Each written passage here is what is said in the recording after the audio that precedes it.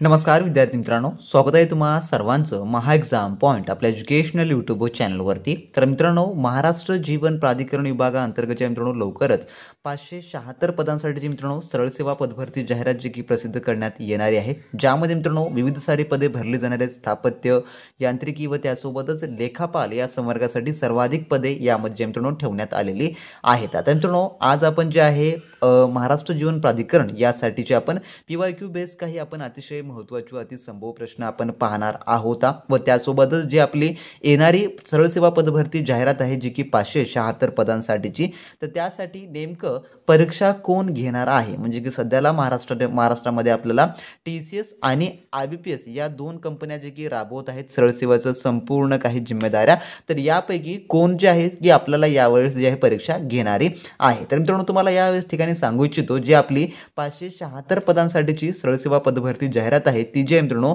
IBPS या कंपनीकडे तिला देण्यात आलेला आहे। म्हणजेच की या जी अपकमिंग पदभरती आहे त्यासाठी IBPS ही परीक्षा जी आहे संपूर्ण काही त्याची कार्यवाही जी की परिपूर्ण करणार आहे। तर थोडक्यामध्ये IBPS कडे हे सोपवण्यात आलेलं असल्यामुळे जो आपला अभ्यासक्रम आहे जे किंवा परीक्षा पद्धती पॅटर्न आहे तो संपूर्ण काही यानुसारच जे की करावं लागणार आहे। तर याची देखील माहिती मी तुम्हाला समोर देईल, पण आता पाहून घेऊ आपण संपूर्ण जे काही PYQ बेस्ड क्वेश्चन्स आहेत ते। आता त्याला आपण सुरुवात करू। तर आपला आजचा व्हिडिओचा भाग 1 आहे। जर तुम्ही महाराष्ट्र प्राधिकरणची तुम्ही तयारी करत असाल, यामध्ये तुम्ही अर्ज करण्यास इच्छुक असाल, तर मित्रांनो तुम्ही आजपासूनचे आपले कोणतेच व्हिडिओ मिस करू नका। त्यासाठी टेलिग्राम ग्रुप जॉईन करून घ्या आणि आपल्या चॅनलला देखील सबस्क्राइब करायला विसरू नका मित्रांनो। तर यामधला आपला प्रश्न क्रमांक पहिला असा आहे, जो की एक काय म्हणतो पहा, महाराष्ट्र पाणी पुरवठा व जल निस्सारण मंडळाची, ज्याला इंग्लिशमध्ये MWSSB म्हणतात, म्हणजेच काय तर Maharashtra water supply and sewage board याला जे असं म्हटलं जातं, तर औपचारिकरित्या अधिनियमान्वये कोणत्या वर्षी स्थापन करण्यात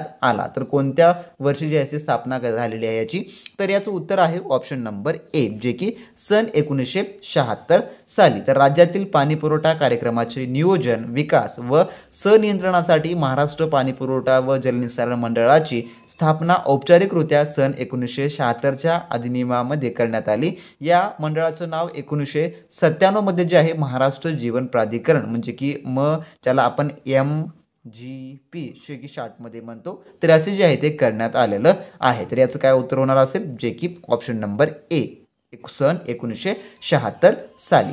त्यानंतरचा पुढील प्रश्न, जो की प्रश्न दुसरा काय म्हणतो की महाराष्ट्र जीवन प्राधिकरण, ज्याला MGP असं देखील म्हणतो, हे महाराष्ट्र शासनाच्या कोणत्या विभागाअंतर्गत कार्यरत आहे, तर याचं उत्तर जे आहे ते आहे ऑप्शन नंबर ड, जे की पाणी पुरवठा व स्वच्छता विभाग या विभागाअंतर्गत जे की हे कार्य करते। त्यानंतरचा पुढील आपला प्रश्न, जो की प्रश्न क्रमांक 3, महाराष्ट्र जीवन प्राधिकरणाचे राज्यामध्ये एकूण किती प्रादेशिक विभाग आहेत, तर एकूण किती प्रादेशिक विभाग आहेत म्हटलेलं आहे।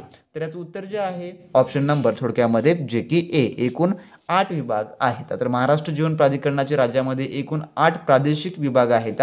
तर जे काही आता महाराष्ट्र जीवन प्राधिकरण याची जी रचना थोडक्यामध्ये बदलते, परंतु मानक आपण यामध्ये जे आहे 8 असे जे विभाग मानू शकतो, म्हणून पर्याय नंबर 1 याचं उत्तर होणार असेल।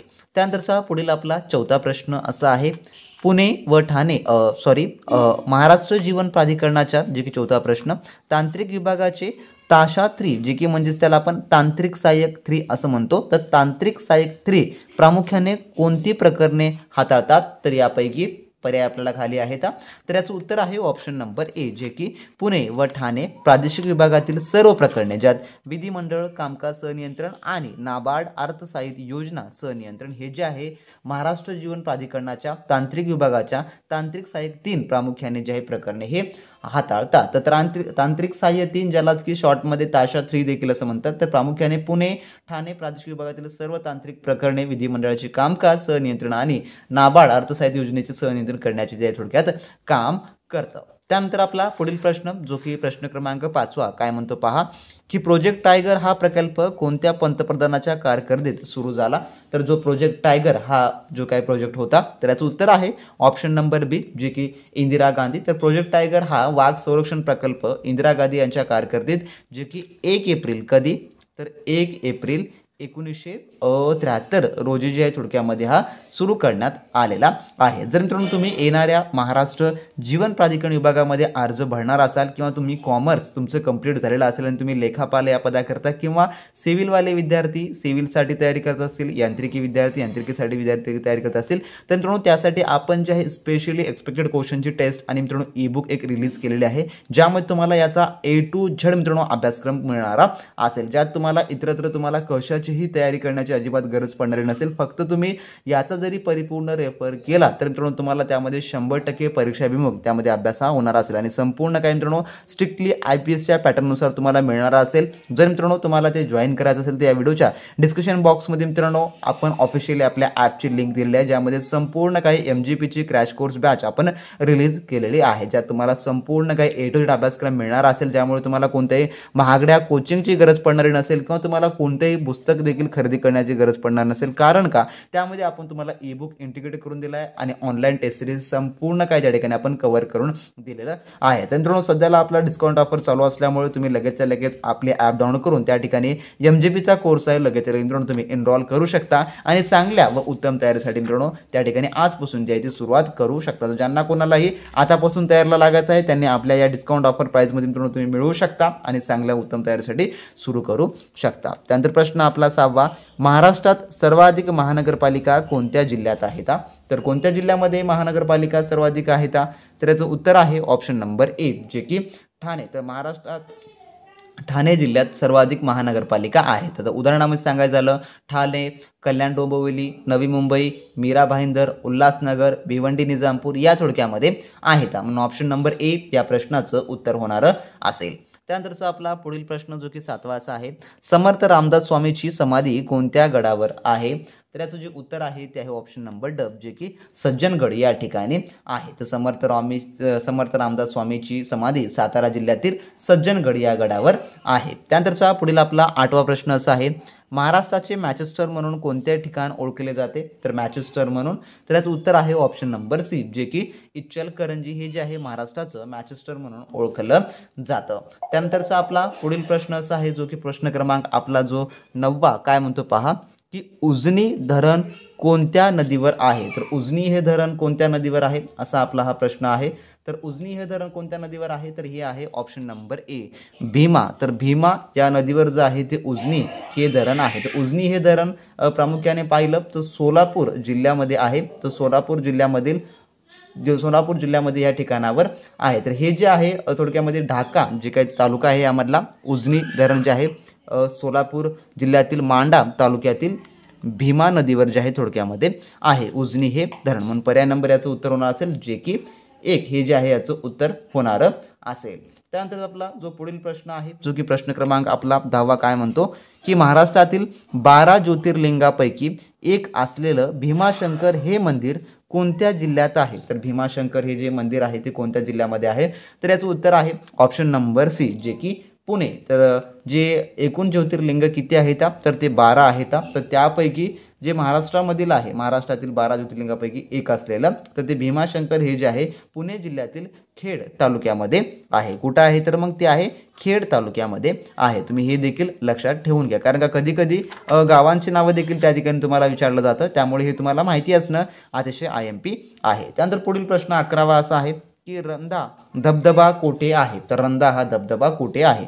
तर याचं उत्तर आहे ऑप्शन नंबर अ जे की भंडारदरा आणि अहमदनगर या ठिकाणी आहे. तर रंधा धबधबा अहमदनगर जिल्ह्यातील भंडारदरा येथे प्रवरा नदीवर थोडक्यामध्ये आहे. तर कोण्या प्रवरा नदीवर आहे. तर हे संपूर्ण प्रश्न IMP स्वरूपाचेच आहेत, कारण काही PYQ जरी असले तरी. आणि सध्याची जी पदभरती आपली IBPS ही कंपनी घेत आहे, त्यामुळे आपली परिपूर्ण तयारी देखील IBPSच्या पद्धतीने असणं आवश्यक आहे. IBPS कोणत्या प्रकारचे प्रश्न विचारते, कशा प्रकारच्या प्रश्नांचे टार्गेट करते, हे संपूर्ण तुम्हाला आपल्या बॅचमध्ये तुम्हाला पाहायला मिळणार असेल. कारण का तुम्ही जेवढे प्रश्नांची प्रॅक्टिस कराल तेवढं मित्रांनो त्या ठिकाणी तुम्हाला तुमचा अभ्यास हा वाढवता येणारा असेल. त्यानंतरचा पुढील आपला प्रश्न 12वा असा आहे, काय म्हणतो महाराष्ट्रात कुंभमेळा कोणत्या ठिकाणी भरतो यापैकी? तर याचं जे उत्तर आहे ते आहे ऑप्शन नंबर जे की C त्र्यंबकेश्वर नाशिक या ठिकाणी जे आहे भरतो? तर महाराष्ट्रात दर 12 वर्षांनी नाशिक आणि त्र्यंबकेश्वर येथे सिंहस्थ कुंभमेळा जो की थोडक्यामध्ये भरतो. म्हणून पर्याय नंबर सी याचं उत्तर होणार असेल. त्यानंतरचा 13वा प्रश्न, चलनी नोटा तयार करण्याचा कारखाना खालीलपैकी कोण्या ठिकाणी आहे? तर याचं उत्तर आहे ऑप्शन नंबर सी, जे की नाशिक या ठिकाणी आहे. तर भारतात चलनी नोटा छापण्याचे 4 छापखाने आहेत. किती आहेत? तर 4 आहेत. तर त्यापैकी महाराष्ट्रात नाशिक जे की करन्सी नोट प्रेस येथे हा कारखाना आहे. हे लक्षात ठेवून घ्या, IMP आहे. त्यानंतरचा पुढील आपला 14वा प्रश्न, मराठवाड्यात किती जिल्हे आहेत? तर एकूण किती जिल्हे आहेत? तर याचं उत्तर आहे ऑप्शन नंबर बी, जे की 8 जिल्हे आहेत. तर मराठवाडा म्हणजेच की छत्रपती संभाजीनगर या प्रशासकीय विभागामध्ये एकूण 8 जिल्हे आहेत. त्यानंतरचा आपला पुढील प्रश्न जो की 15वा आहे, बीड शहराचे जुने नाव काय होते? तर बीड शहराचं जुनं नाव, तर याचं उत्तर जे आहे ते आहे ऑप्शन नंबर थोडक्यामध्ये जे की सी, चंपावती नगर हे जे आहे थोडक्यामध्ये होतं. आता याला दुसरं एक नाव आहे दुर्गावती नगर, या नावानं देखील ओळखलं जात होतं, परंतु चंपावती नगर हे जे आहे खूप प्रचलित आहे. तर बीड शहराला पांडव काळात दुर्गावती नगर आणि त्यानंतर चंपावती नगर म्हणून ओळखले जात होते. तर बीड शहराचा जो की इतिहास आहे. त्यानंतर 16वा प्रश्न, बीड शहर कोणत्या नदीकाठी वसलेलं आहे? तर याचं उत्तर आहे ऑप्शन नंबर सी, जे की बिंदुसरा या नदीकाठी हे जे आहे शहर वसलेलं आहे. पर्याय नंबर सी याचं उत्तर होणार असेल. तर असे विद्यार्थी मित्रांनो आपल्या आजच्या व्हिडिओमधले टॉप आपण 16 क्वेश्चन होते जे की आपण पाहिलेले आहेत जीवन जे काय आपलं महाराष्ट्र जीवन प्राधिकरण या विभागासाठीचे.